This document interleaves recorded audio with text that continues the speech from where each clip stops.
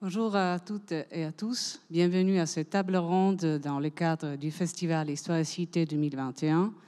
Tout d'abord, un grand merci à la Maison de l'Histoire de nous accueillir pour cette occasion très spéciale dans un moment très particulier.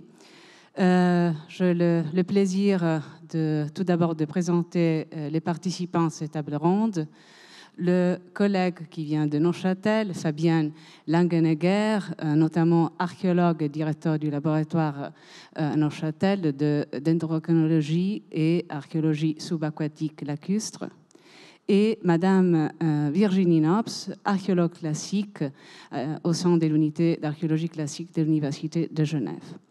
Le sujet de cette table ronde était conçu en étroite collaboration selon les recherches que nous étions en Méditerranée ancienne et dans le lac, grâce à la présence du collègue Fabien, qui va nous accompagner dans ce voyage un peu particulier, avec des approches qui sont des approches archéologiques modernes et selon une longue histoire qui commence et qui débute au 8e siècle avant Jésus-Christ. Je me présente aussi, je suis archéologue classique, mais avec une spécialisation en archéologie subaquatique, et je co-dirige les projets dans un site qui est celle de Gela, avec notamment Messier Lorenz Baumer. Je passe immédiatement la parole à Monsieur Fabien Langenegger, qui va nous accompagner dans cette visite très particulière dans le lac. Et nous passerons après à travers la mer en regardant différents bateaux que nous avons pu exposer, étudier et qui nous sont en train encore de fouiller. Merci. Voilà, merci beaucoup Alessia. Donc oui, on va, avant de rentrer dans le monde vraiment méditerranéen, je vais vous parler de construction un petit peu fluvio-lacustre. Avec des exemples qu'on a trouvés dans notre région, dans la région des Trois-Lacs, dans le lac de Neuchâtel.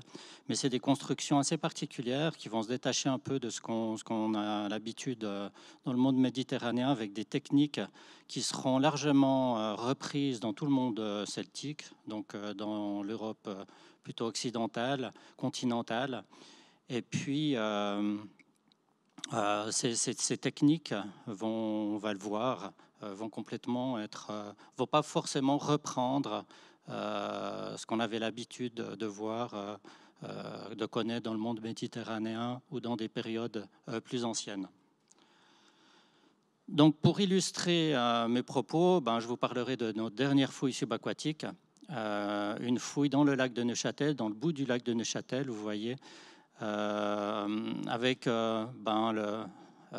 une épave gallo-romaine qui s'est échouée au bout du lac. L'emplacement n'est peut-être pas forcément si anodin que ça, puisqu'on est entre le canal de la Thièle, le canal de la Broye, non loin d'Autrive. Donc on avait pour ces bateaux, ces grands chalands, un transport de pierres depuis les carrières justement d'Autrive sur la ville d'Avenches. J'en parlerai tout à l'heure. Avant de rentrer vraiment et puis de vous illustrer avec cette fouille, je vais vous parler un petit peu justement du contexte de ce qu'on a, ce qu'on connaît déjà avant de lancer cette présentation de la fouille. Donc là, vous avez le parc du Lathénium, donc le musée cantonal d'archéologie de Neuchâtel, où je vous ai présenté cette image aérienne, car on voit le bassin, l'étang qui a été construit dans le parc du Lathénium, qui représente l'ancien niveau du lac, 432, niveau 432, qui est 2,70 m plus haut qu'aujourd'hui. Et en fait, c'est pendant la première correction des eaux du Jura qu'on a décidé de baisser ce niveau du lac de 2,70 m. Donc, cette correction des eaux du Jura entraîne énormément d'érosion qui continue aujourd'hui, donc qui nous pose des problèmes pour tout notre patrimoine immergé, mais qui nous permet, avec cette érosion, de découvrir beaucoup de choses en ce moment, notamment ce chaland romain. Et ce niveau de 432, en fait, c'était le niveau déjà à l'époque romaine. Donc, ça nous permet d'imaginer un petit peu les possibilités qu'il y avait pour le transport lacustre. Donc voici la carte de la région des Trois-Lacs. En fait, je vous montre la région des Trois-Lacs parce que tout ce qui concerne les épaves gallo-romaines ont été trouvées dans cette région-là. Donc dans la région du lac de Neuchâtel, avec 2 découvertes à Yverdon-les-Bains, donc un chaland et une barque. Et puis à Bevet, dans le canton de Neuchâtel, un chaland qui est exposé au Laténium. La barque et le chaland d'Yverdon sont exposés au musée d'Yverdon. Donc, et puis on a quelques éléments également à Avenches, dans le port finalement d'Avance, dans le canal d'Avenches, qui permettait d'amener ces bateaux jusqu'à la porte de l'enceinte d'Avenches, où ils avaient aménagé un quai de déchargement. Donc, évidemment, à ces périodes, il y a un énorme commerce depuis la Méditerranée qui remonte le long du Rhône et puis qui va arriver jusque dans notre région de produits importés. Mais il y a aussi un commerce interne, puisque la ville d'Avenches a été construite avec des blocs de calcaire qui viennent de la rive nord du lac de Neuchâtel, où on a découvert 3 carrières, Concis, Bevet, Haute-Rive, où on a vraiment des traces de carrières romaines, des blocs, on a découvert des blocs, et tous ces blocs étaient acheminés jusqu'à la porte de la ville d'Avenches. On a calculé que pour construire rien que l'enceinte de la ville d'Avenches, qui fait 5 km de long, il fallait en tout cas 10 transports par jour pendant 10 ans, avec des chalands, comme on a découvert là, en tout cas les 2 grands chalands qui ont été découverts, où on peut mettre 20 tonnes de charge utile dessus. Donc comparé à un char qui passerait par la route avec un maximum de 500 kg, le transport lacustre est vraiment avantageux. Alors, je vais vous parler déjà des caractéristiques de ces embarcations fluvio-lacustres. Donc, on en a pu en fouiller évidemment à Yverdon, à Neuchâtel, et on a fait également à Neuchâtel une reconstitution d'un chaland gallo-romain tel qu'il a été trouvé à Bevet, qui est aujourd'hui immergé dans le parc du Laténium. On verra peut-être sur une photo après, mais qui nous a permis de mieux comprendre finalement les techniques de construction de ces bateaux. Il se différencie énormément des constructions qu'on retrouve en Méditerranée, qui sont basées qui s'appuient sur 3 éléments, l'étrave, la quille et puis les tambours. Et puis à partir de là, sur ces éléments-là que viennent se construire le reste du bateau. Ici, on a des bateaux à fond plat et l'élément principal, ce sera la sole qui est composée de bordages, de plusieurs bordages, des bordages qui seront même fixés par des chevilles sur des madriers qui vont permettre finalement de faire la structure de base pour construire le bateau. Ensuite, on a des éléments comme les membrures qui vont venir consolider, qui seront un petit peu la structure, qui vont consolider le tout. Énormément de membrures très massives. Et puis, ce qui est intéressant, c'est qu'on a un assemblage d'éléments qui sont taillés et puis sciés. Donc ça, c'est vraiment une tradition qui vient de ce qui existait déjà à l'époque. Peut-être qu'on connaît mieux dans notre région. Parce qu'il faut dire que dans nos régions, ces bateaux assemblés, eh bien, ils viennent après des pirogues, des monoxyles. Donc on n'a pas de bateau intermédiaire entre la pirogue et puis ces bateaux-là. Donc on connaît à l'âge du bronze des bateaux assemblés, notamment qui ont été trouvés au sud de l'Angleterre, ou des bateaux qui sont en fait des bateaux assemblés, qui sont des bateaux cousus, où les parties sont ligaturées. On connaît évidemment dans le monde méditerranéen des bateaux dont les pièces sont assemblées entre elles, mais sont liées avec des languettes ou des tenons insérés dans des mortaises, chevillés. On a tout un système d'assemblage assez complexe. Donc, on a quand même les moyens de construire et puis de reprendre ces techniques-là. Mais là, justement, dans ce monde celtique, et puis c'est des techniques qui vont être largement reprises jusque dans le bassin rhénan, dans les lacs alpins et puis dans la Saône-et-Loire, dans la Saône et le Rhône. Et puis cette technique-là, finalement, c'est de lier toutes les membrures aux éléments débordés avec un clouage intensif. Donc il n'y a pas du tout de tenons mortaises qui viennent assembler les pièces. C'est uniquement un clouage qui permet de tenir le tout. Ce qui est intéressant dans cette partie, c'est les parties dans ce bateau, c'est les parties qui sont taillées à la hache.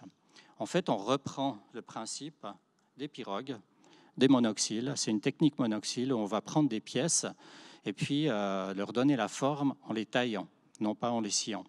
Et il y a des pièces essentielles, et si je reviens à l'image avant, c'est notamment les bordages de transition. C'est ce qui nous permet de passer du fond au flanc.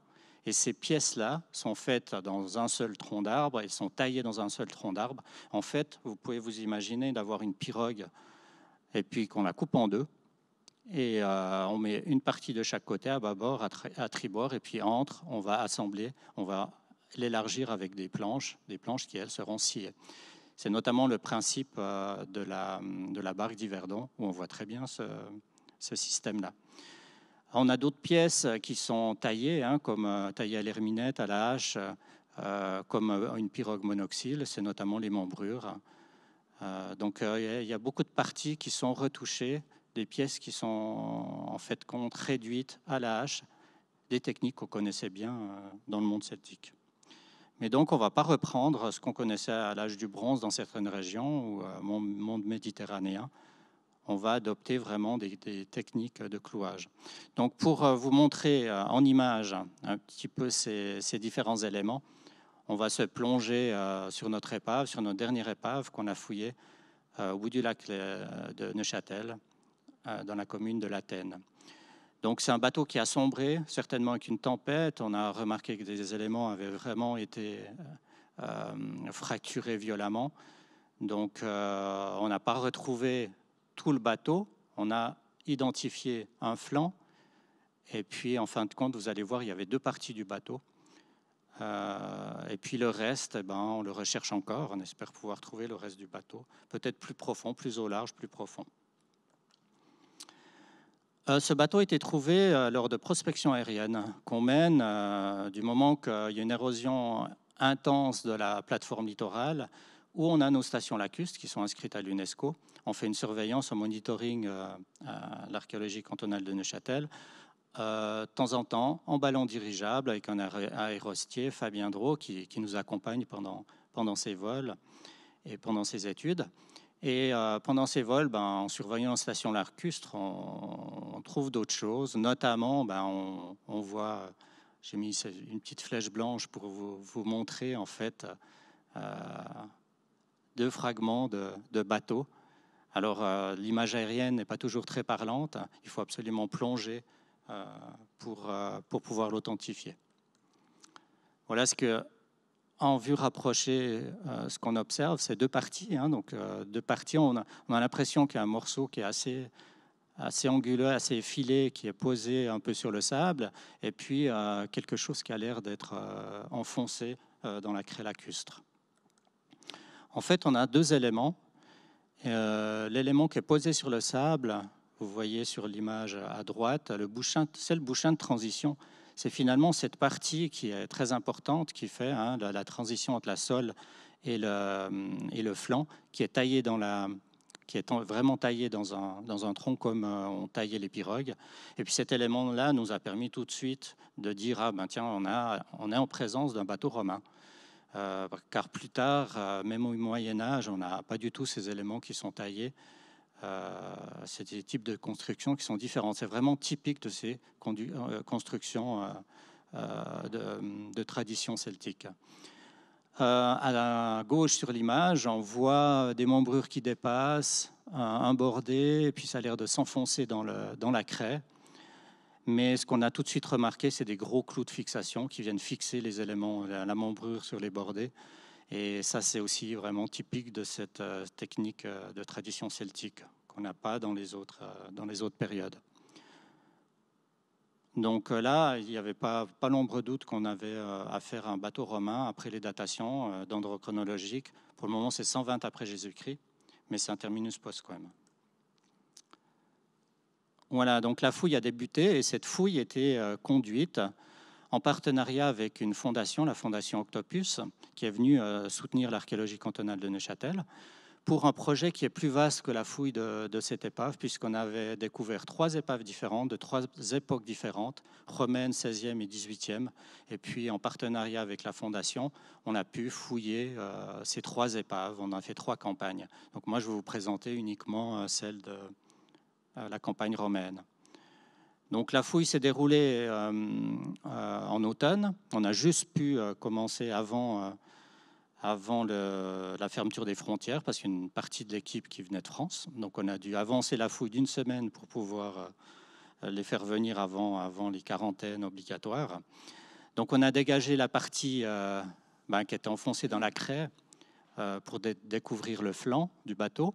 Et puis l'autre partie qu'on a déjà retournée là sur la photo à droite, on voit très bien, alors il est en partie érodé, mais ce bouchin de transition, où on voit une partie de la sole et puis une partie du flanc. Donc typiquement gallo-romain. Évidemment le détecteur à métaux, parce que tous les éléments de liaison sur ces bateaux sont en fer. Donc on a passé régulièrement le détecteur à métaux. Ce qui était important pour nous, et puis c'était le but de la fouille de ces 3 épaves, c'est de laisser les choses comme elles étaient, c'est-à-dire documenter, évidemment désensabler, documenter, puis ensuite, alors pour les 2 autres épaves, c'était carrément de les laisser sur place, de les réensabler sur place, mais surtout faire un minimum de prélèvements et pas démembrer complètement les bateaux pour les études. On voit cette technique de monoxyle, donc ces techniques de travail où on réduit les pièces. Là, vous avez une des planches qui est complètement réduite à l'aide de coups d'herminette, de hache et de herminette, typique de cette période. Et sinon, des planches, là, on voit le flanc, des planches qui sont sciées à la scie en long. Et vous voyez qu'entre ces 2 planches, qu'on voit en chaîne, tout est en chaîne sur ce bateau, on a, il faut faire les joints d'étanchéité, les coutures, étanchéifier les coutures. Et ça, c'est une technique aussi très particulière de cette période et puis de cette tradition celtique. En fait, on voit mieux sur l'image, voilà. Tout le clouage, en fait, dans chaque fissure, on va insérer alors une cordelette. Ensuite, on mettra des couches de mousse. Puis par-dessus, pour fermer, on aura une petite languette de bois, généralement de saule. Et puis tout tient par un clouage intensif avec des petits clous à tête très large qui permettent de maintenir le tout. Donc pour un bateau, un chaland comme on a reconstitué dans le parc du Laténium, qui fait 20 mètres de long, ça représente plus de 4000 clous à faire pour les clous de liaison et les clous de calfatage. 40 kilos de mousse pour étanchéifier les coutures. Donc voilà, c'est un gros travail aussi de récolte de matériel. Donc on voit les petites images d'un calfatage qui est un petit peu démonté, et puis on voit entre les 2 bois ces 2 boudins de mousse qui ont été insérés dedans. Donc cette technique elle est très différente de ce qu'on peut trouver notamment en Méditerranée, où on ne parle pas tellement de calfatage, mais de lutage, où on va mettre des tissus poissés qui vont venir étanchéifier, mais pendant l'assemblage du bateau, on va installer ça. Tandis que là, c'est vraiment à la fin qu'on va finalement chasser dans les fentes, dans les fissures, des cordelettes et puis ces mousses. Là, vous voyez sur la photo, c'est vraiment des petites fissures, on va les remplir avec des petites cordettes et puis des petits clous de calfatage. Et puis quand il y a des grandes pièces de bois qui partent, il y a ces gros clous à tête très large qui viennent consolider le tout. Donc voilà ce clouage, et ce clouage il est surtout impressionnant pour les éléments des bordées qui viennent se fixer sur les membrures. On a des clous énormes et toute la structure finalement tient comme ça. La rigidité, c'est ces gros clous, ce clouage massif qui va faire la rigidité du bateau. Il n'y a aucun élément qui vienne tenir les pièces, les bordages ensemble. Donc il n'y a pas de tenon mortaise. Donc voilà un petit dessin d'Antoine Bujon, le dessinateur de la Fondation Octopus, qui nous résume un petit peu, on fait un pré-trou, ensuite on enfonce un clou à travers la membrure. Le clouage se fait toujours par l'intérieur. Et puis à l'extérieur, sur le flanc, on observe les têtes de clous qui sont pliées pour vraiment maintenir le tout ensemble.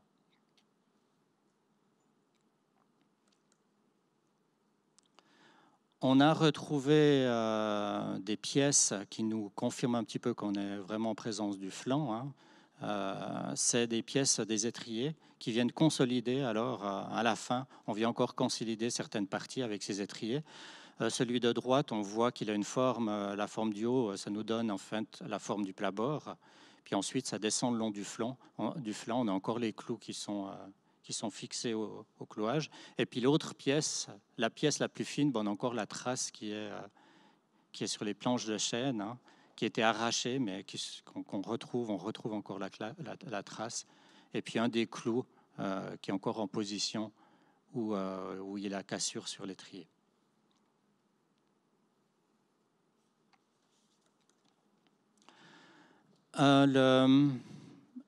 En fait, une fois qu'on a documenté et puis qu'on a dégagé et documenté, il fallait pouvoir retourner cet élément qui fait à peu près 11 mètres de long en chaîne. Et toujours le but de notre démarche, c'était d'absolument pas devoir tout démonter, donc d'essayer de garder les éléments en place pour pouvoir, alors dans le cas du chaland romain, les amener dans notre dépôt subaquatique qui est sur la plateforme littorale devant le Latenium. Donc on a dû faire un coffrage pour pouvoir le sortir avec les plongeurs, un travail assez considérable parce qu'un poids énorme, ces planches en chêne, gorgées d'eau. Et puis toute la documentation, finalement, on a toujours fait la documentation sous l'eau. On ne l'a pas sorti de l'eau, justement pour éviter une dégradation du bois, puis le maintenir vraiment dans l'état où on l'a trouvé. Donc toute la documentation a été faite sous l'eau. On a organisé notamment une plongée de nuit, parce qu'on a remarqué sur les autres bateaux qu'on a vraiment des possibilités de faire des belles photos des traces de travail avec une lumière qui est très, très bonne pour faire ressortir les traces de travail en faisant des photos de nuit, beaucoup plus que le jour.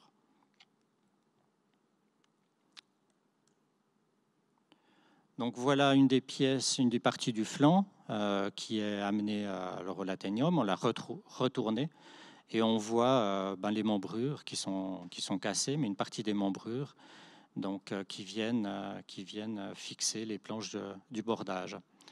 Donc toutes ces parties-là, après au fond, on voit l'autre pièce qu'on a ramenée, c'est-à-dire le bouchin de transition. Juste à côté, on creuse à la suceuse, dans la craie lacustre, sur la plateforme littorale, pour pouvoir réenfouir finalement ces éléments dans le parc du Latenium. Donc ils sont topographiés, on sait exactement où ils sont, mais c'est le meilleur moyen pour nous de préserver cette épave. Du moment qu'il n'y a pas de projet muséographique pour ce genre d'objet, ça coûterait évidemment très très cher de lyophiliser. Il y a des techniques pour conserver ce bois existent, mais sont très coûteuses. Donc, et puis ça nous oblige, pour les lyophilisations ici, ça nous obligerait de démonter en partie le bateau pour lyophiliser les pièces séparément. Donc là, de toute façon, il n'y a pas de projet muséographique pour ce reste d'épave-là. Donc on la remet dans la craie lacustre, et puis là, elle sera repartie pour 2000 ans. Donc on a à chaque fois travaillé avec des photogrammétries. Chaque étape de la fouille, chaque jour de la fouille, on a fait des photogrammétries, donc des restitutions 3D qui nous permettent alors d'avoir une évolution du chantier, de la fouille, de pouvoir mieux documenter, finalement d'avoir des tirages le lendemain sur des papiers plastifiés pour pouvoir les prendre sous l'eau, pour pouvoir repérer différents éléments, pour les mesurer, pour aider au dessin. Mais finalement, le dessin traditionnel, avec la feuille de papier, le crayon et double mètre, se fait de toute façon. C'est un plus, parce que ce qu'on n'a pas avec ces photogrammétries, c'est finalement l'observation qu'on va faire sous l'eau. Donc on a un super rendu. Finalement, on ressort le bateau de l'eau, hein, on l'amène à notre bureau, on peut faire des impressions 3D, donc c'est magnifique. Mais on oublie beaucoup de traces de travail parce qu'on arrive à faire une photogrammétrie comme ça en 600-700 photos, on va y passer 1 heure, 1 heure et demie, 1 heure. Donc, tandis qu'un dessin, quand on va prendre vraiment son crayon et puis venir dessiner le bateau, on va y passer plusieurs plongées. C'est là que ça nous permet de vraiment voir les traces de travail. Donc, les 2 opérations vont toujours être effectuées sur ces bateaux. Donc voilà une image où, dans le parc du lac Ténium, où on voit les pièces qui vont être réensevelies. On a un dépôt qui est beaucoup plus profond, qui est un ancien trou de drague. Là, on préfère les mettre dans la craie lacustre, à faible profondeur, mais complètement recouverte, parce que ce sera beaucoup plus facile si jamais on veut aller les rechercher, que dans un dépôt qui s'ensevelit quand même rapidement. Donc on voit un petit peu sur l'image tout à droite. Donc il y a le bateau solaire et puis à droite du bateau solaire, il y a en fin de compte la réplique du bateau, de la Taripa, c'était la réplique gallo-romaine du chaland de Beauvais qui se trouve au pied des escaliers, qu'on peut voir à partir d'un petit ponton qui a été construit. Et en fait, on l'a immergé, ce bateau, car les coûts d'entretien d'un bateau comme ça sont très importants. Donc je vous ai parlé, donc je vais vous montrer quand même, pour conclure, 1 ou 2 photos des 2 autres épaves. Donc l'épave du XVIe siècle. Donc on a un bateau qui ressemble, hein. Les systèmes de construction vont perdurer sur sol, donc avec 2 levées. Un bateau quand même de forme au XVIe siècle encore assez rectangulaire. Là il y a un chargement de cailloux. En fait, ce bateau était particulier parce qu'il a servi à la construction d'un signal pour l'entrée du canal de la Thièle. Donc en fait, ils sont venus avec ce bateau, ils ont construit les premières assises du signal, puis ils ont coulé le bateau, comme les Romains le faisaient pour différentes constructions en mer. Mais ça, c'est un des premiers témoignages qu'on a pour le lac. Et ces bateaux, finalement, continuent sur cette tradition de construction, de tradition celtique. Simplement, il n'y a plus du tout le clouage intensif. Tout est remplacé par des tenons mortaises. On n'a pratiquement plus de clous. Ça vient aussi que le métal est beaucoup plus rare à cette période-là qu'à l'époque romaine. Et puis, la dernière épave, celle du XVIIIe siècle, de nouveau des chargements de pierre. Alors, évidemment, souvent, on retrouve des épaves avec des chargements de pierre parce que c'est ce genre de chargements qui vont vraiment les clouer au fond du lac, qui va nous permettre de les retrouver. S'il y a des chargements plus légers, ils vont se renverser, ils vont se démembrer et puis ils vont disparaître. Ici, évidemment, on a le bateau qui est cloué au fond du lac. Donc on a eu l'impression, en voyant cette photo, puis en fouillant, et puis en calculant la charge de tous ces blocs taillés, qui sont des magnifiques blocs qui certainement devaient partir peut-être dans une maison au bord du lac de Morat, une maison de maître.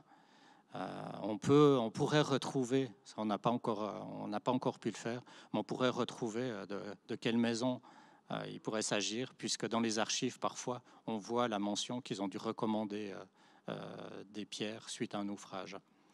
Donc là, on voit un bateau beaucoup plus effilé, hein. Le plongeur est à l'avant du bateau, mais le système de construction est assez semblable à ces bateaux, à ces chalands romains, avec des bateaux plus effilés. Et puis là, on a un mélange de liaisons en métal et en bois.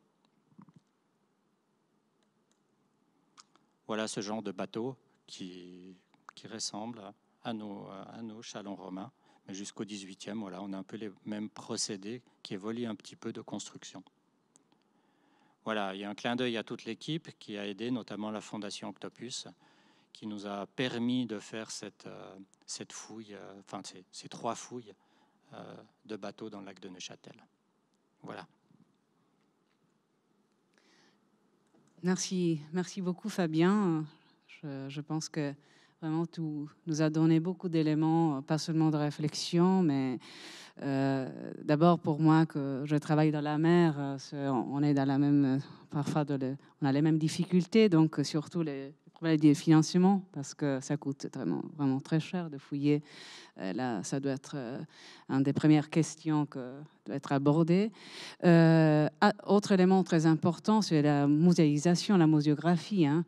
C'est clair que c'est plus raisonnable de laisser les bateaux sous l'eau, mais normalement, on ne comprend pas ça. On s'attend qu'on on a identifié un bateau, il faut le sortir. Donc, en fait, pour le protéger, ça, c'est aussi une des questions posées dans la chat. Hein. C'est tout à fait le contraire. Normalement, c'est mieux de laisser les bateaux sous l'eau, mais là, il faut qu'on le comprend, mais surtout de documenter. Ça, c'est clair aussi. Donc, la documentation, elle est très importante. Vous avez la chance d'avoir une visibilité très haute. On verra ensemble, par exemple, dans le cas de Gela, il n'y a aucune visibilité, même pas la nuit. Donc, c'est encore plus difficile. Merci aussi d'avoir essayé de nous parler des techniques de construction parce que, en fait, ça, c'est un des éléments les plus importants. Aujourd'hui, on essaye de comprendre en détail comment ces bateaux ont été faits et on est étonné par les techniques de construction, donc bien qu'il s'agisse d'assemblage ou pas, par tissu ou non, mais aussi par les choix du bois qu'ils ont fait. Là, c'est par exemple une des réflexions que nous avons fait dans le cas du bateau de Gela. Je pense que là, il y a quelques questions. À quelle profondeur tu as retrouvé, tu as identifié ces bateaux? Ça, c'est une des questions qui est posée dans la chat. Et vraiment, il faut expliquer en fait où se trouve, quel niveau le bateau. Oui, oui. Donc nous, du moment qu'on fait des prospections en ballon dirigeable, donc des prospections aériennes, et que notre souci principal, c'est déjà les stations lacustres, le monitoring, la surveillance de l'érosion des stations lacustres. Et ces stations lacustres sont sur les plateformes littorales. Donc les plateformes littorales, c'est entre 0 et 6 mètres de profondeur. Ces bateaux-là sont environ, ce bateau-là, il était à 2,50 m de profondeur. Donc c'était aussi une des raisons pour lesquelles on l'a sorti, puis on l'a ramené au Lathénium, c'est qu'il a fait profondeur. Il est au bout du lac, dans une zone très dynamique pour l'érosion. Donc il y a vraiment des bancs de sable qui se déplacent sur cette zone-là. Et puis le bateau, je pense, on voyait le bouchin qui était déjà hors du sable. On n'aurait pas pu le laisser. On aurait dû creuser sur place, autant creuser alors devant de l'Athénium. Parce qu'en plus, là, on a énormément de bateaux de plaisance qui viennent dans cet endroit-là. Les deux autres épaves sont un peu plus loin, et puis elles sont aussi à très faible profondeur. Celles-là, elles étaient tellement grandes, elles sont entièrement conservées, avec en plus leur chargement. Donc on ne s'est pas aventuré à les ramener dans notre dépôt. Donc elles sont bien où elles sont, on les a réensablées. Et puis je pense qu'il il faut surveiller la dynamique d'érosion pour vérifier pas qu'elle soit désensablée d'ici ces prochaines années. Oui. Mais on est d'accord, il s'agit d'un site protégé, donc il y a quand même une surveillance. Oui, alors c'est cartographié, hein, bien oui. sûr, c'est sur la carte archéologique. Oui. Et puis ils sont surveillés, ils ne sont pas loin de toute façon des zones importantes pour les stations palafitiques. Donc bien sûr qu'on surveille tout ce patrimoine, maintenant on le surveille. Donc, mais évidemment, ça nécessite aussi des moyens importants. Et ce qui nous permet aussi de faire des collaborations aussi avec d'autres cantons pour partager un petit peu nos compétences, pour pouvoir documenter ce patrimoine immergé. Oui. Ça doit être un peu le but, hein, de collaborer le plus possible. Voilà, ouais. Il y a encore une question avant de passer à la Méditerranée. Quelqu'un est étonné par la quantité de clous qu'il y a. Il se demande si c'est vraiment une industrie. Il y a un endroit je pense, une fabrique. Oui. Alors, les Romains sont connus. On parle de l'âge du fer pour les périodes précédentes. Mais c'est vrai que les Romains ont énormément utilisé de métal. Donc, voilà, après, c'est dans cette tradition celtique où ils ont repris, finalement, on a développé ce clouage intensif et tout est maintenu par ces clous. Alors, du moment qu'il n'y a pas de tenons mortaise pour tenir les éléments entre eux, c'est un petit peu la fragilité de ces bateaux. Et on l'a vu avec la reconstitution du chaland gallo-romain, c'est que évidemment le bateau, le bois, il va en séchant, il se rétracte. Une fois qu'il est de nouveau mouillé, il va regonfler. Donc il y a vraiment un processus qui va faire bouger les clous. Donc on aura de plus en plus de peine. Il faudra refaire le calfatage. Donc il y a un travail considérable pour maintenir ces bateaux en l'état. Et donc voilà, c'est vraiment des bateaux qui sont faits pour naviguer. Il faut vraiment naviguer avec et pas seulement de temps en temps et puis le garder comme un objet archéologique dans un parc. Donc c'est pour ça qu'on avait pris cette décision finalement de le couler. Ouais. Oui. Merci beaucoup. Je pense qu'on reviendra sur ça. Je vous propose de faire un petit saut en Méditerranée, en Sicile, pour voir un peu qu'est-ce qui se passe dans une situation tout à fait différente, hein, parce que c'est pas le paradis comme à Neuchâtel, comme le Laténum. Donc c'est tout à fait un peu la terre des pirates, ou c'était la terre des pirates, avant que Sébastien Notouza, qui était le pionnier dans ce sens-là, a fondé la surintendance de la mer en 2005 pour protéger en fait les sites archéologiques subaquatiques. C'est clair que dans une table ronde, nous faisons un choix et d'abord à partir, en ce qui me concerne, de projets que moi-même j'ai conçus et je dirige, tout à fait avec des équipes formidables.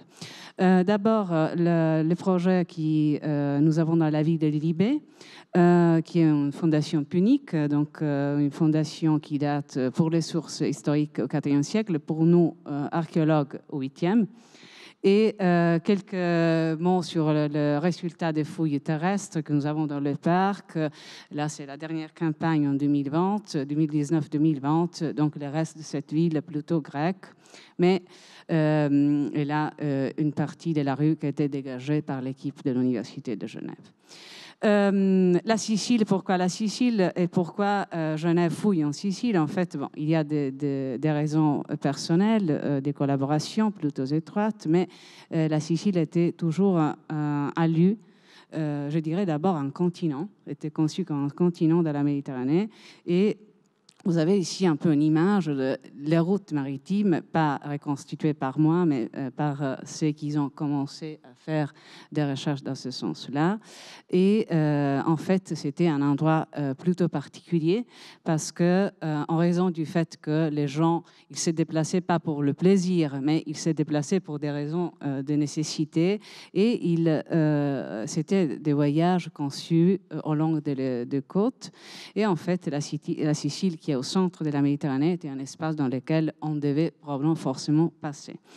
Dans ces sites, on a retrouvé des bateaux sur lesquels je reviendrai. Je passe maintenant la parole à Madame Nobs, qui va un peu nous introduire dans ce voyage en Méditerranée en détail. Merci Alessia. Alors oui, comme vous pouvez le voir avec cette carte à l'écran, on voyageait beaucoup par mer en Méditerranée, comme Fabien l'a dit pour les lacs. C'était le moyen le plus facile. Les routes n'étaient pas les mêmes que celles que nous avons aujourd'hui. Il n'y avait pas les mêmes moyens de transport. Donc c'était tout de même plus facile et surtout plus rapide de voyager par la mer. Ce qui fait qu'il y avait des réseaux assez complexes de routes maritimes. Il y avait, pour un trajet donné, normalement une route prioritaire, une route principale, et une série de routes secondaires qui pouvaient être employées en fonction de la météo, des circonstances, disons, du voyage. Alors, quels sont les dangers par la mer? Parce que par la terre, c'est assez évident. On peut être attaqué par des brigands, on peut avoir des problèmes avec les routes, passer les montagnes. On peut également se retrouver avec des problèmes de droits de douane qui sont beaucoup plus... qui renchérissent le voyage. Par la mer, le problème principal dans la Méditerranée antique, eh bien, ce sont les pirates. On a un petit peu oublié qu'il y avait des pirates en Méditerranée, mais pendant très longtemps, il y en a eu. Et c'est un problème récurrent pendant toute l'Antiquité, à tel point que le Sénat romain va envoyer l'armée pour essayer de contrôler ce problème et ces pirates qui s'attaquaient aux navires. Un autre des problèmes, c'est évidemment des tempêtes qui pouvaient causer des naufrages. Sinon, s'il n'y avait pas de naufrage, nous n'aurions pas aujourd'hui d'épave pour connaître cette navigation maritime.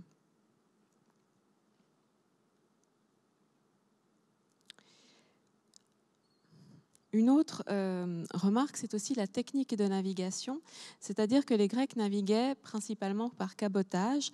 Ils suivaient donc les côtes. Ils ne se lançaient pas directement en pleine mer, mais ils suivaient les côtes parce que les outils de navigation n'étaient pas aussi développés qu'ils le sont aujourd'hui, évidemment, mais également parce que ça permettait de faire des escales et d'échanger déjà des marchandises sur le chemin. Alors, une des questions qu'on peut se poser, c'est que transportaient ces navires antiques? Ils transportaient déjà des biens de première nécessité, de consommation courante, puisque la plus grande partie du commerce se faisait par voie maritime.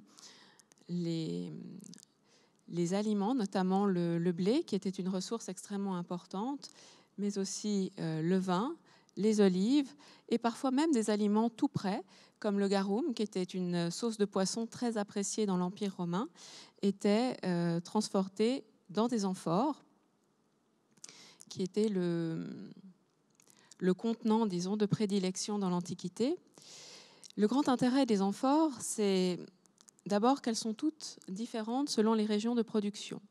Ainsi, lorsque l'on retrouve des amphores dans une épave, on peut avoir une idée du trajet qu'a effectué le navire, puisqu'on peut déterminer plus ou moins précisément les denrées qu'il transportait et la provenance de ces denrées. Ensuite, un autre grand intérêt, c'est que les amphores étaient scellés, ce qui veut dire que l'on connaît également ce que les amphores transportaient. On peut faire des analyses et assez régulièrement, on arrive à déterminer quels aliments étaient transportés dans ces amphores.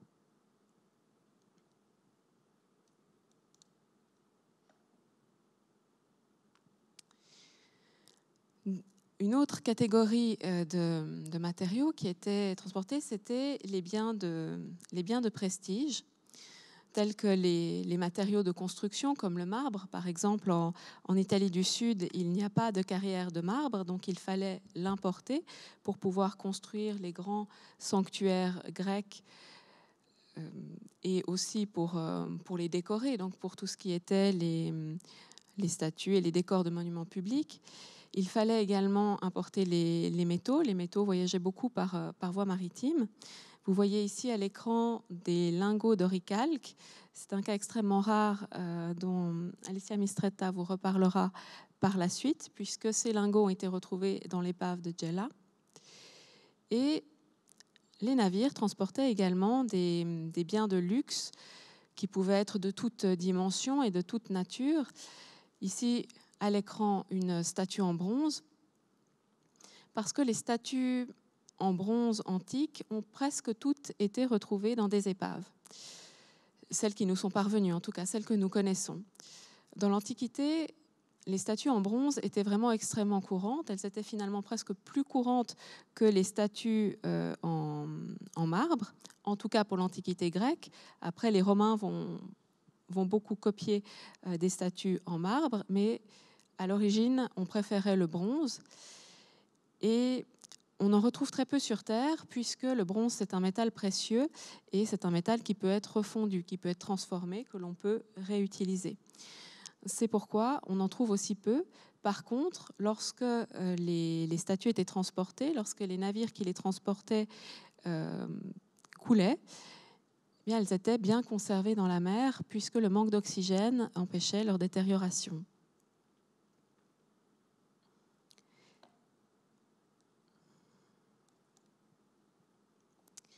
Ici, je vous présente un cas particulier qui est le cas du satyre de Mazara del Vallo, qui est une ville, Mazara, un petit peu au sud de Marsala, comme vous le voyez sur la carte, donc dans la région où nous travaillons en Sicile. Et c'est un cas tout à fait emblématique parce qu'il a été retrouvé dans une épave, mais surtout parce qu'il montre toutes les informations que peuvent nous fournir des bronzes antiques, puisqu'il est dans un mouvement extrêmement prononcé. C'est un satyre, donc un animal mythologique que l'on peut reconnaître notamment à la forme pointue de ses oreilles, qui est en train de danser. C'est pour ça qu'il est dans un mouvement de torsion, son buste est en torsion, il a la tête vraiment pliée et il a les cheveux qui flottent au vent. Donc, si on ne connaissait pas les bronzes qui nous sont conservés par ces découvertes maritimes, on aurait perdu tout un pan de la sculpture antique, puisqu'un marbre ne permet pas de rendre exactement, d'avoir une telle souplesse et de rendre des mouvements aussi marqués.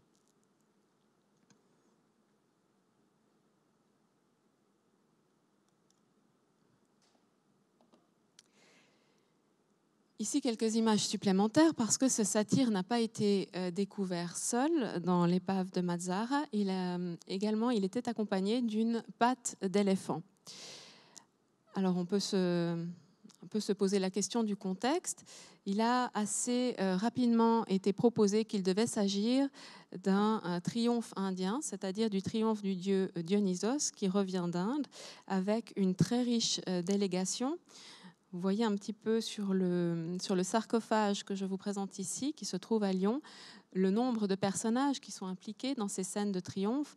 Donc on a à la fois le dieu, on a des satyres, des ménades, mais également des panthères et des éléphants. Ce qu'il faut aussi penser, c'est que ces bronzes antiques n'étaient pas les seuls à voyager par mer.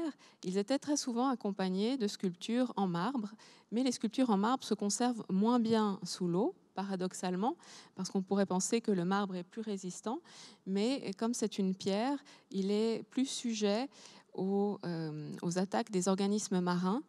Et donc tout ce qui n'est pas enseveli sous le sable va être progressivement détérioré. C'est pour ça que les bronzes sont mieux conservés en ce qui concerne le matériel qui se trouve dans des épaves. Pourquoi a-t-on retrouvé autant d'œuvres d'art dans des épaves? Parce qu'à l'époque romaine, il y a un très grand marché qui va se développer, puisque les Romains vont s'intéresser, vont découvrir l'art grec et vont fortement s'y intéresser, vont désirer pouvoir décorer leurs monuments publics ou même leurs jardins avec des œuvres d'art grecques, avec des sculptures notamment. Tout d'abord, ils vont importer des sculptures de Grèce qu'ils vont prendre dans les sanctuaires ou dans les bâtiments publics grecs. Puis, progressivement, lorsque ces œuvres vont venir à manquer, ils vont faire fabriquer sur place, notamment à Athènes, des œuvres d'art qu'ils vont importés par voie maritime.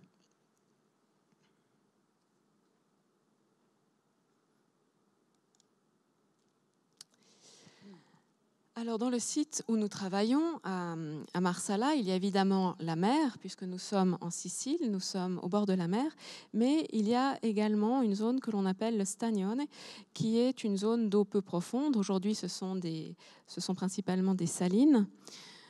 Ce qui nous permet aussi de rappeler que lorsqu'on parle d'épave, on parle aussi parfois d'épave en eau peu profonde et proche des côtes. Et dans cette zone du Stagnone, entre l'île de Mozia et la côte, a été retrouvée cette grande statue de basalte qui est aujourd'hui conservée à Palerme. C'est celle que vous voyez à gauche sur l'écran, qui est aujourd'hui conservée à Palerme, mais qui est vraiment plus grande que nature. Le basalte, c'est un matériau particulièrement lourd, donc ça prouve que des pièces vraiment de grande taille, avec un poids important, étaient transportées, même dans ces eaux peu profondes.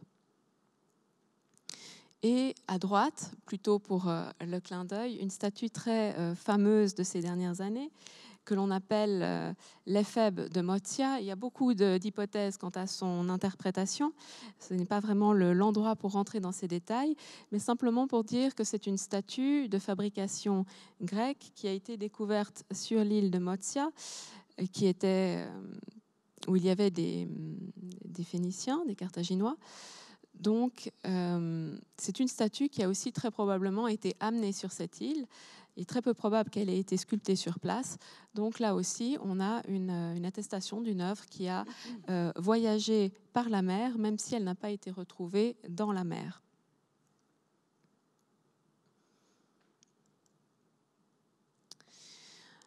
Alors à Marsala, dans le musée de Marsala, on a la chance de pouvoir observer 2 épaves.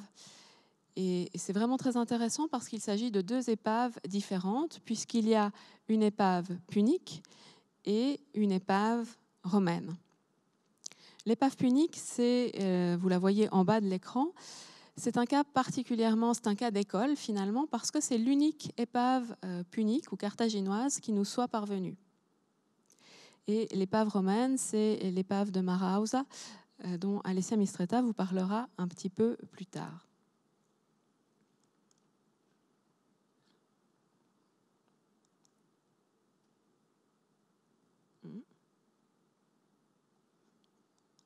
Voilà, excusez-moi.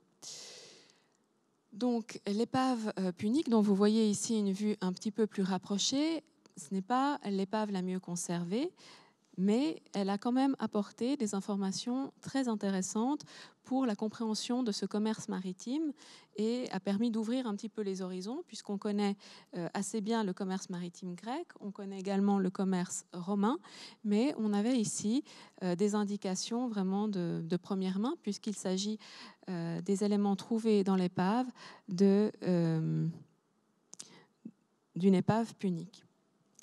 Il y avait des vases qui contenaient le nécessaire pour le voyage, puisqu'il fallait aux marins prendre de quoi manger pendant le voyage, mais également de quoi boire. Les réserves d'eau potable devaient être assez importantes sur les bateaux. On a des coupes pour boire. On a également des inscriptions. Donc l'inscription que vous voyez ici en gros plan est une inscription en punique. Donc c'est parfaitement cohérent avec le bateau qui est un bateau punique.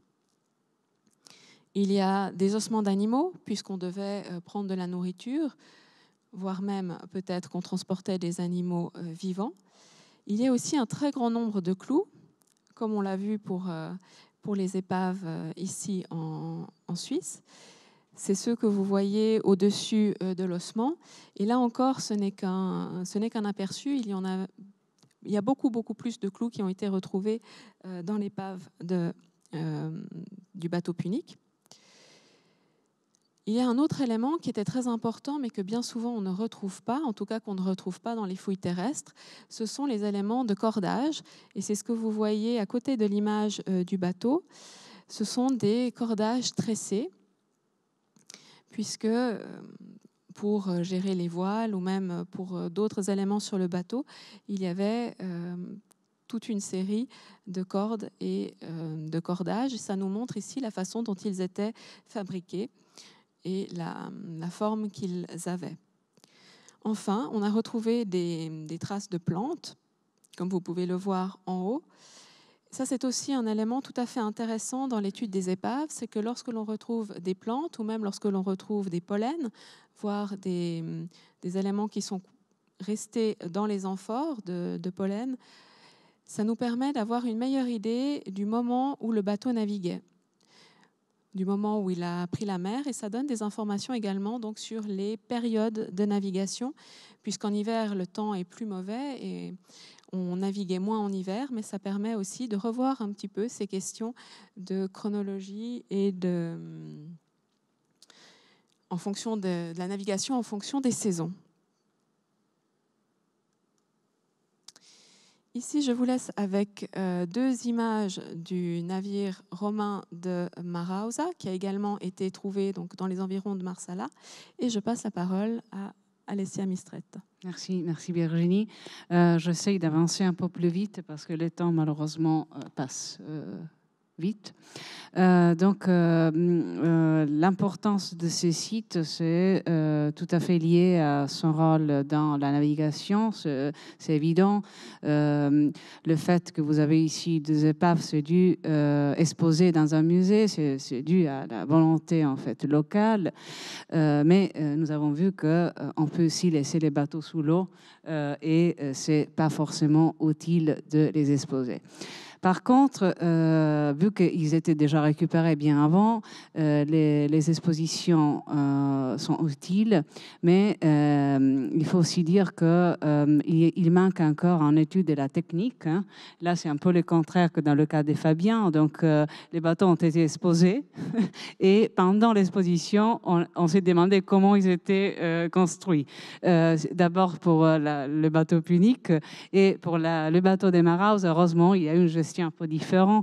Moi, personnellement, je participe aussi aux fouilles, mais entre les fouilles et l'exposition, il y a une grande différence. Je ne rentre pas dans les détails, ce n'est pas le moment, mais on voulait quand même vous donner une image de ces bateaux qui, en fait, ils ne sont pas vraiment totalement différents, mais pour éviter qu'il y a l'idée qu'il s'agissait des bateaux de 140 mètres, chose qu'on peut penser. Donc, ce sont des bateaux, vous verrez, avant, avec la reconstruction dans laquelle je travaillais le plus. Là, un moment important, comme Fabien a dit avant, la documentation, c'est fondamental, surtout pour... il ne faut pas penser qu'on peut prendre des pièces et après on peut les remettre. C'est impossible, il faut bien documenter avant. Et ça, c'est important à tous les niveaux. Et d'abord, il faut faire des dessins. Là, les nouvelles technologies nous aident, mais mesurer, faire des dessins, c'est fondamental. Pour étudier, pour se demander comment les bateaux étaient construits. Dans ce cas, il y a le collègue de l'Université Venise, Carlo Beltrame, qui travaille depuis 5 ans pour proposer une reconstruction fidèle de ces bateaux romains. Et là, une reconstruction, comme il devait se présenter ces bateaux, le bateau des Maraus. Vous voyez le niveau dans lequel le bateau a été retrouvé, c'est vraiment sont 2 mètres, 2 mètres 80. Donc, c'est déjà un miracle que le bateau soit là et aussi d'autres. Mais heureusement, depuis le 2011, le site est protégé, donc il y a une surveillance. Mais beaucoup d'autres parties et d'autres bateaux ont été volés, malheureusement. Virginie nous a présenté aussi les sculptures. C'est pour dire qu'en fait, on voyageait pas seulement pour des raisons de commerce, on voyage déjà dans l'Antiquité pour d'autres raisons et on déplace quand même des biens prestigieux, comme des sculptures que vous avez vues. Et c'est vraiment grâce aux fouilles subaquatiques que nous avons la chance de pouvoir reconstruire la sculpture grecque en bronze et de pouvoir parler aujourd'hui de ça. Ça, c'est pas un détail. Je viens maintenant, ça c'est une carte pour vous dire la situation de la Sicile. En rouge, vous avez un peu les sites dans lesquels des bateaux ont été identifiés. Je peux me permettre de montrer la carte parce que là aussi, il y a une surveillance grâce à la surintendance de la mer. Ça vous donne un peu l'idée de ce que j'ai annoncé avant. Comme cette île était vraiment un continent plutôt, et ça ne doit pas étonner parce qu'en fait, pour les Grecs, cette île avec un volcan en activité, c'était un lieu fascinant, mystérieux, et les Grecs, ils voulaient la conquérir, simplement ça. Et ils s'attendaient d'autres choses mystérieuses. C'est un peu le titre aussi de notre table ronde, mais c'est plutôt proche de la vérité. C'est pas, il n'y a rien de fantastique. Par contre, il y a quelque chose de fantastique pour moi parce que quand nous avons commencé le projet de recherche à Gela avec Laurence Baumer et les collègues de la Société Hublot, parce qu'en fait, il faut des fondations, il faudrait plusieurs fondations. Heureusement, on a eu cette collaboration avec le laboratoire de recherche des Nyon. Et nous avons accepté de fouiller à Gela et d'étudier ce site parce que c'est un site très particulier. Donc, c'est un des plus grandes villes grecques dans la période ancienne. Mais c'est c'est presque une malédiction, je dirais, parce que cette ville était occupée par par l'ENI pendant seules 2 générations. Ils ont pratiquement détruit la moitié de la ville et il s'agit tout à fait d'un lieu extrêmement important et je peux le dire parce qu'il y a des restes archéologiques qui nous démontrent ça. Là, vous avez un peu, j'essaye un peu d'avancer, mais l'idée de cette ville qui n'est jamais très connue hein, parce qu'on connaît Sélinonte, Agrégente, d'autres villes. Gela, on s'est dit, mais c'est où? Il s'agit de quoi? Et en fait, à tous les niveaux, on peut dire que ça représente un cas extraordinaire, un unicum. Et dans ce sens-là, pas seulement pour les vestiges et les restes archéologiques, mais au niveau des bateaux, et c'est l'objet de cette table ronde, là vous avez le site dans lequel nous travaillons. D'abord, nous avons commencé seulement en 2018. D'abord, nous avons essayé de faire une documentation parce qu'on avait déjà, normalement, avant, malheureusement, on trouvait des choses, on les apportait au musée, à la surintendance. Aujourd'hui, finalement, on a compris qu'il faut d'abord documenter et après, si jamais, déplacer, mais selon les compétences qu'on a. Les derniers résultats des fouilles, donc comme vous voyez, il y a des restes d'épaves qui ont coulé. Quand un épave coule, pour être clair, il coule entièrement. Hein. S'il manque des parties, c'est parce que les parties peuvent se détruire, mais normalement, c'est parce qu'ils sont prises, ils sont volés. À Gela, il y a plusieurs épaves. Ça ne tombe pas parce que c'est un port grec important. Donc, il faut s'attendre qu'il y avait des centaines de bateaux, des épaves qui partaient, qui arrivaient, etc. Malheureusement, la visibilité, ou heureusement, la visibilité elle est très réduite. Donc, on voit presque rien. Là, c'est une des meilleures images. Ça arrive 2-3 jours par année qu'on voit quelque chose. Et le cas du bateau de Gela est très emblématique parce qu'il a été identifié en 1988 et restauré par le collègue à la Mary Rose Laboratory. Mais après, il est rentré gentiment à Gela dans des caisses. Il a fait un voyage en 2009, totalement oublié. Donc, restauré, oublié, c'est comme si vous achetez un tableau, vous faites restaurer le tableau, il rentre chez vous et vous n'ouvrez même pas les caisses pour voir si la restauration était bien faite ou pas. Et donc là, nous avons pris un peu le courage de travailler l'année passée, grâce au soutien d'une fondation italienne, pour réfléchir comme il devait se présenter ces bateaux, parce que c'est quand même un cas étonnant. Donc vous avez déjà un bateau qui est restauré et personne ne s'intéresse à son exposition. Et là, vous avez un peu la reconstruction que nous avons faite pour Fabien, c'est vraiment grand public, on comprend, mais à partir des restes que nous avons essayé de reconstruire ces bateaux et on travaille maintenant vraiment à l'étude de la technique, vu que je n'ai pas eu la possibilité d'ouvrir toutes les caisses. Donc là, c'est aussi... C'est un problème qui était posé par l'état de la recherche. Mais là, un peu pour vous donner l'idée de comment se présente un bateau grec et qu'est-ce qu'il transportait à l'intérieur. Donc, normalement, pas des femmes, mais des amphores, des animaux. On l'a vu avec les bateaux puniques.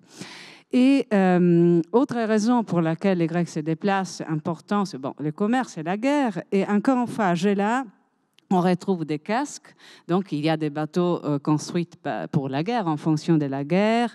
Et Virginie, vous avez parlé de l'oricalque, là c'est encore une fois un cas extraordinaire. À Gela, des lingots d'oricalque ont été retrouvés.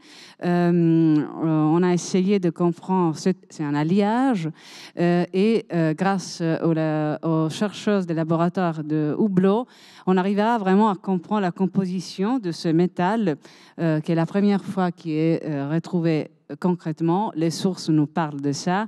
Et le collègue Touza a réussi à faire un peu de marketing parce qu'en fait, Platon nous raconte que les temples d'Atlantis étaient décorés en oricalque. Donc, il a essayé de présenter Gela comme Atlantis. Moi, non, je ne me permettais jamais de dire ça. Mais c'est vraiment un témoignage important. Le but du projet pour l'unité d'archéologie classique, c'est bien sûr un but scientifique. Nous, on cherche de comprendre la morphologie, le rôle de cette ville, et on cherche d'abord de comprendre où se trouve le port de Gela, comment a été construit. Et là, simplement pour vous donner une idée de la quantité du matériel que nous devons encore étudier. Et là, le plan, avec des restes, pas seulement, il y a aussi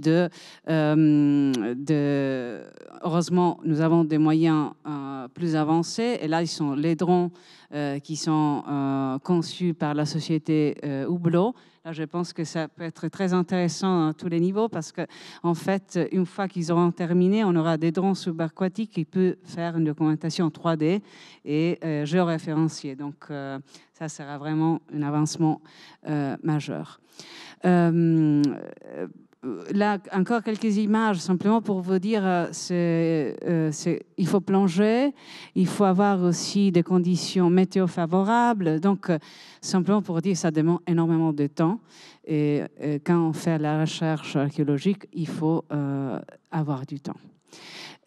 Encore des encres, donc ça simplement pour des encres qui sont plus tardifs.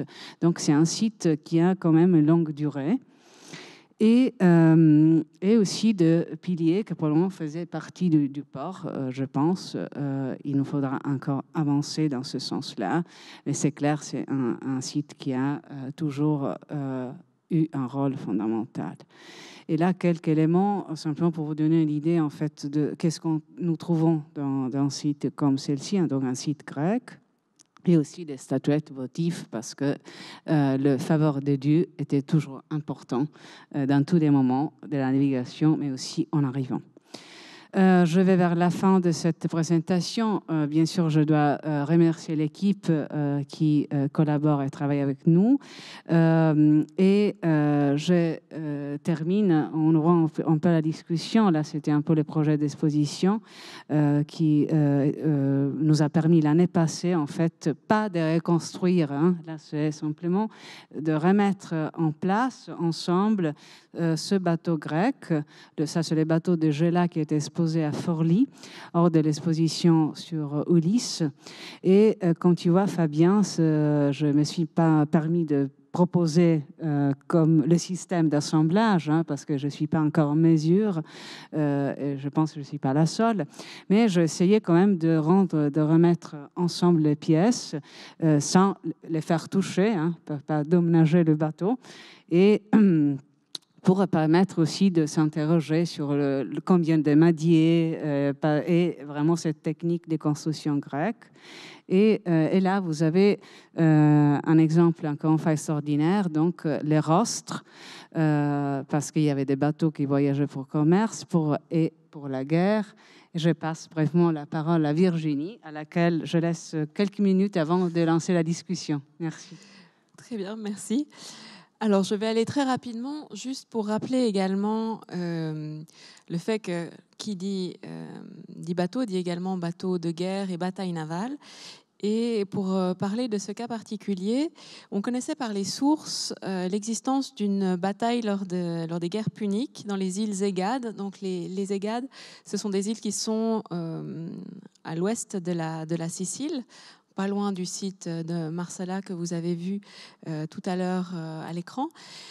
Et on savait qu'une bataille s'y était déroulée. Les sources nous donnent une date. Ils parlent du 10 mars 241 avant Jésus-Christ.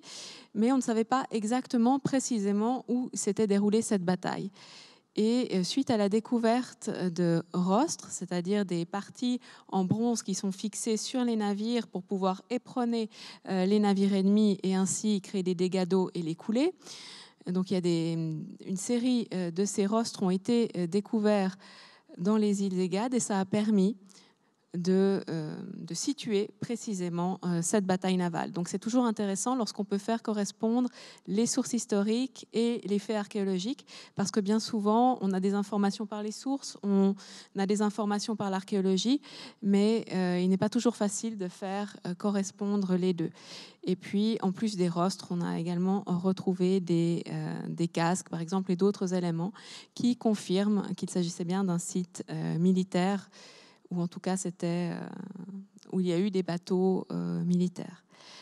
J'espère que j'ai été assez rapide et je laisse la parole pour que la discussion puisse s'ouvrir. Merci. Merci beaucoup.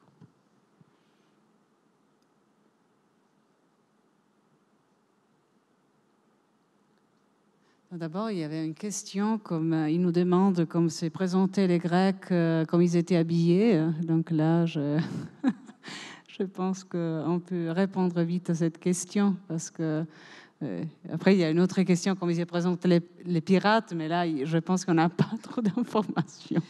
Alors, probablement qu'il devait se présenter un petit peu de façon similaire, puisque les Grecs portaient dans la vie de tous les jours majoritairement des tuniques, c'est-à-dire des vêtements assez courts qui permettaient de faciliter les mouvements. Et puis lorsqu'il faisait froid, ils avaient également des manteaux en laine dans lesquels ils s'enroulaient. Et on a très peu de représentation de pirates pour l'Antiquité, donc, et pas vraiment de représentation, on voit bien leurs vêtements. Donc c'est assez difficile de savoir s'ils avaient un look particulier, mais on peut penser qu'ils s'habillaient comme les autres personnes de leur époque. Après, il y a une autre question à laquelle on peut essayer de répondre. Il nous demande comment les Grecs se déplaçaient dans la mer, s'il y avait des outils pour s'orienter. Donc là, Alors c'était très limité à l'époque, donc c'est pour ça aussi que chaque trajet par la mer était une aventure en soi.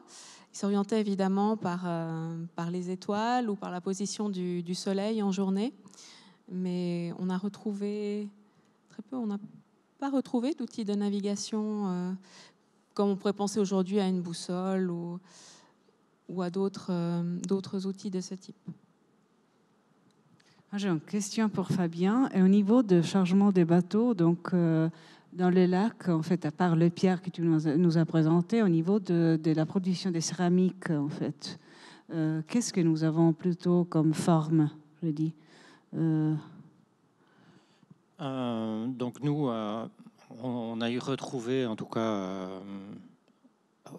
en fait, comme chargement de bateau, vraiment lié à un bateau. On n'a pas beaucoup de mobilier qu'on a pu retrouver, mais c'est essentiellement, par exemple, des tuiles, hein, tout des éléments qui vont participer à la construction des habitations, qui peuvent aussi être transportés par bateau. Donc, des tuiles, ça fait partie, en tout cas, des éléments terre cuite. De céramique, ma foi, on n'en a pas encore qui sont liés à des naufrages de bateaux. Ça vient du fait, justement, ces bateaux souvent suivaient quand même les bords de la plateforme littorale pour se déplacer. Hein. On naviguait pas vraiment à la voile, mais plutôt on se poussait avec des perches. C'est des bateaux qui étaient... il y avait le halage qui permettait de déplacer ces bateaux. Donc, voilà, quand on a... en tout cas, les naufrages où on a pu vraiment retrouver des bateaux en place, c'est toujours avec des chargements très lourds. Et c'est toujours des blocs taillés. Donc on a quand même une lacune dans le mobilier archéologique qui pourrait être présent sur ces bateaux. Merci. Il nous demande aussi si les bateaux, quelle charge pouvaient avoir les bateaux. Donc là, dans le cas par exemple des Gela, les bateaux qui étaient... il fait 17-18 mètres, donc là, franchement, ça dépend. En fait, on utilisait les bateaux aussi pour déplacer du marbre et de la pierre, parce que c'est la façon la plus facile pour donc réduire le poids, augmenter les poids qu'on peut transporter. Mais là, franchement, moi, personnellement, je ne pourrais pas me lancer, mais on peut dire environ, en fait. Alors nous, pour les chalands romains, pour un bateau qui fait 20 mètres de long et 3 mètres de large, donc en chaîne, on peut charger jusqu'à 20 tonnes. Donc, charge utile, c'est énorme, hein, donc, oui, comparé au transport par la route. D'ailleurs, quand on a voulu couler notre bateau dans le parc du Latanium, on a eu énormément de peine. Donc, on a vraiment dû charger massivement pour pouvoir le faire couler. Surtout quand le bateau, quand le chêne, il est relativement sec. Donc, quand il se gorge d'eau, le chêne, il va vite couler. Mais alors, quand il est sec, il supporte énormément de charge. Une autre question qu'il nous pose, c'est en fait, ils voyageaient ensemble, s'il y avait des bateaux militaires, je pense, quelque manière de sauvetage. Je pense qu'on peut bien répondre. Alors, on sait que comme les bateaux étaient de relativement petite dimension, on a vu une vingtaine de mètres environ, ils pouvaient voyager à plusieurs navires. Comme ça, s'il y avait un souci, une avarie dans l'un des bateaux, il était possible quand même d'abord de sauver les marins et puis aussi de récupérer le chargement. Mais on n'a pas vraiment d'attestation de sorte de bateau de sécurité qui aurait accompagné les bateaux marchands. Par contre, probablement, on aurait dû ajouter ça. Par contre, dans les représentations de la céramique, ces bateaux, par rapport à ceux que nous avons concrètement, sont totalement différents.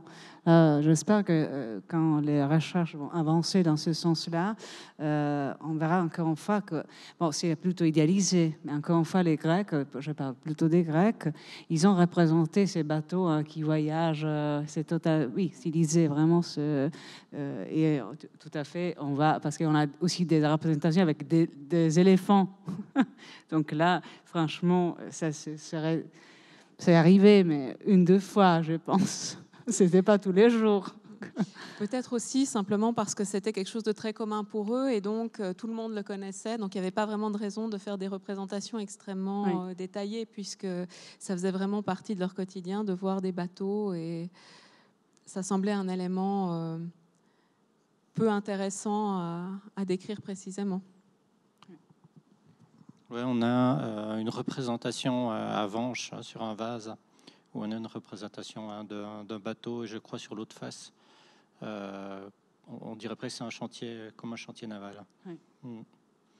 Donc ça, voilà, ça c'est des choses qu'on aimerait bien aussi retrouver.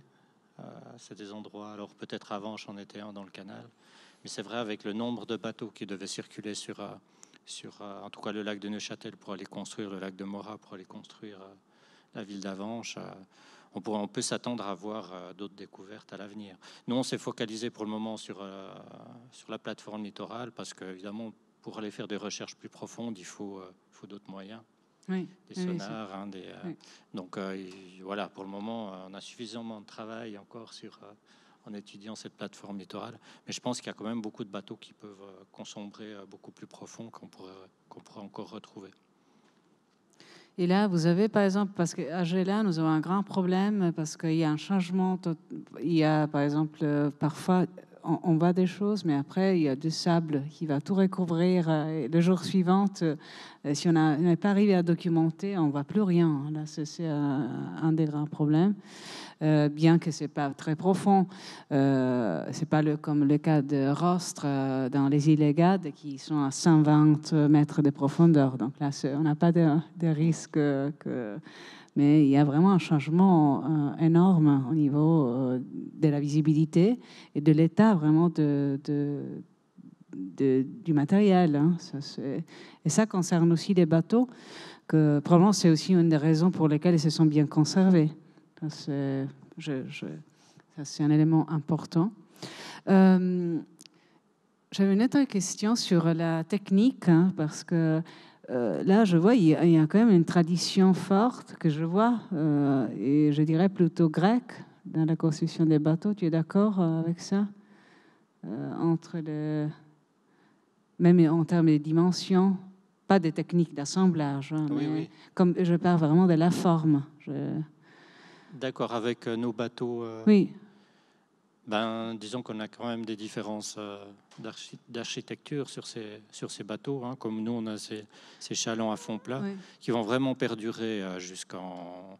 On a des bateaux au 19e siècle, les grandes barques sur le lac. On a toujours un peu ce même système de construction. C'est juste les éléments de liaison qui changent. Entre le métal et le bois, ça varie un peu.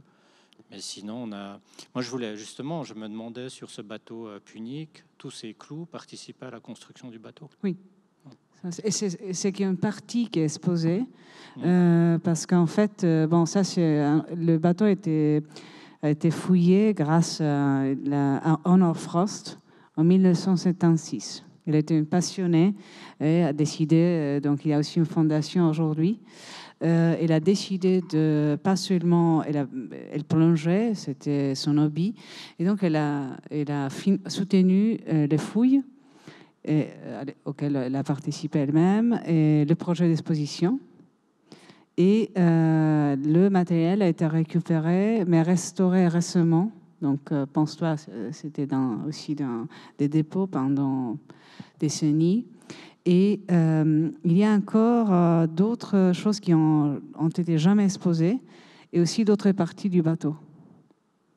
Donc, le musée a fait appel à la fondation récemment pour arriver à ajouter d'autres éléments à ce bateau. Ouais, ils sont vraiment oui, de centaines de clous. Oui. C'est impressionnant. Ça peut aussi dire, bon, il faudra continuer les fouilles dans cet endroit, parce que c'est clair, il y a d'autres bateaux, d'autres épaves, hein, ce n'est pas le sol. Ouais. Oui, je crois que dans le domaine de la recherche, la subaquatique, c'est vraiment mettre les moyens pour rechercher. C'est vraiment qui cherche trouve, quoi. Il y a des zones encore énormes qu'on n'a jamais fait de prospection, qui forcément, le jour où on s'y met, on va découvrir, on va découvrir d'autres épaves ou d'autres choses. Ce serait bien qui chercher soit des gens qui ont les compétences après pour mettre en valeur. Voilà. Parce que là, c'est quand même important d'y arriver. Ouais. Il nous pose aussi la question combien de personnes il y avait dans un équipage. Ouais. Là, je pense qu'on peut aussi dire quel type d'équipage il y avait. Parce que ce n'était pas seulement des hommes grecs qui voyageaient dans des bateaux, hein, Virginie? Non, alors évidemment qu'il y avait des marins qui venaient de tout autour de la Méditerranée, donc il devait y avoir des équipages qui étaient aussi qui pouvaient être assez mélangés au niveau des cultures qui étaient représentées. Après, combien de personnes, ça devait dépendre de la chargée du bateau, évidemment. Mais on part sur une petite vingtaine entre 15 et 20. Je pensais aussi aux esclaves qui faisaient partie, en fait, de l'équipage. Parce que, malheureusement, le commerce se faisait avec des biens, mais aussi... Alors, oui, il y avait des esclaves qui étaient transportés par voie de mer pour être vendus, évidemment. Et puis, sur les bateaux qui étaient des bateaux à rames, une grande partie des rameurs étaient également des esclaves parce que c'était un travail très pénible et que les hommes libres ne voulaient pas forcément le faire. Surtout l'élite si on a grecque. Le choix, évidemment. Surtout l'élite grecque. Surtout. Ils étaient prêts à jouer, mais les jeux pour les dieux, c'était autre chose. Mais il y avait aussi des esclaves, que vraiment c'était des biens d'échange. Hein. Il faut aussi dire ça, c'est une société dans laquelle il y avait une élite très forte. Donc, je pense qu'on ne va pas oublier des questions importantes. La thalassocratie punique au XIIIe siècle, donc là, il nous demande, bon, il y avait c'est clair, il y avait un contrôle de la mer, mais les frontières étaient totalement différentes. On ne se déplaçait pas en pensant qu'il y avait des limites. C'était un moment dans lequel on faisait la guerre pratiquement tous les jours. Hein.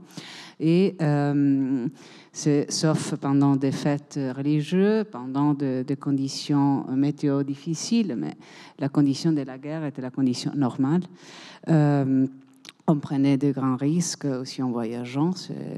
C'est vrai que les Puniques, les Carthaginois, ils ont contrôlé la partie occidentale de la mer Méditerranée, mais d'abord aussi les Grecs, ils avaient une grande connaissance de la mer.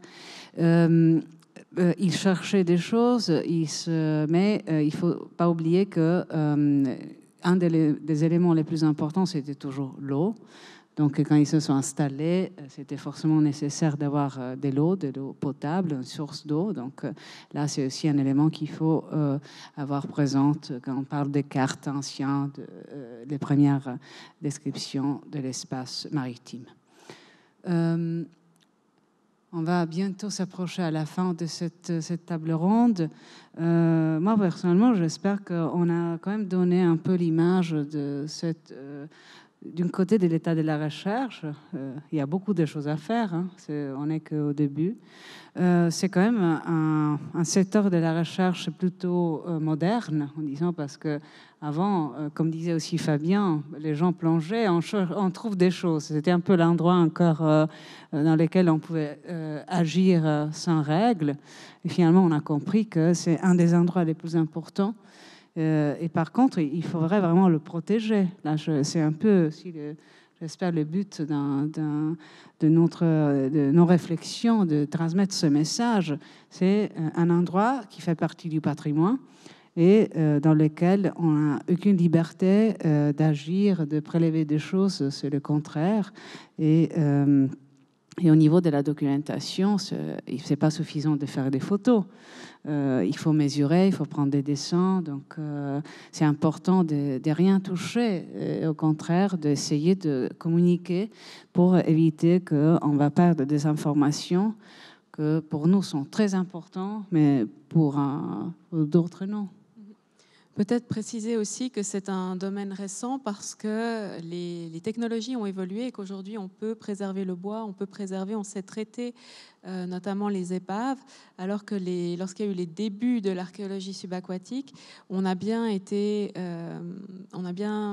pris des épaves qu'on a exposées dans des musées au début du XXe siècle, mais comme on ne les avait pas traitées, ce sont des épaves qui se sont détruites simplement avec le temps, parce que une fois que le bois est sorti, c'est très délicat. Donc c'est pour ça que c'est un domaine moderne. On a les capacités de traiter, de mettre en valeur, mais comme on l'a vu, c'est quelque chose qui a un coût très important. Donc on doit aussi réfléchir pour le préserver à d'autres possibilités, comme les réensevelir et après étude, ou les réimmerger.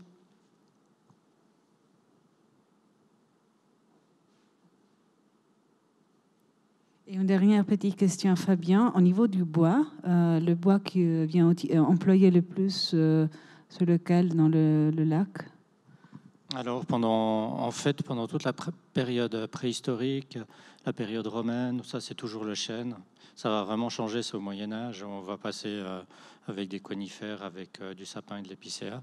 Mais jusqu'à tout cas l'époque romaine, c'est essentiellement en chêne qu'on va faire des constructions, surtout pour les bateaux. Après, le chêne va devenir plus rare, plus cher. Et puis, après, si on veut des plus longues portées, ça sera plus simple d'utiliser des conifères comme du sapin ou de l'épicéa. Mais c'est vrai que le chêne a été utilisé en tout temps parce qu'il est facile à travailler. Finalement, c'est un bois très dur, mais très facile à refendre, à travailler. Et puis, c'est quand même le bois qui supporte le mieux, en tout cas dans le lac, l'eau. Ouais. Merci. Mais justement pour ces bateaux, le bateau punique, il est fait, en tout cas les parties que vous avez retrouvées, c'est dans quelle essence? Alors là, c'est plutôt du sapin, mais ouais. C'est un sapin. Là, je t'ai dit que ce que je sais, c'est Giulia Boetto qui s'occupe des analyses du bois. Et elle a identifié cette zone dans laquelle il y avait, par exemple, apparemment des forêts. Mais l'article va sortir. Je n'ai pas encore les résultats. Ouais, on verra qu'est-ce qu'il nous raconte.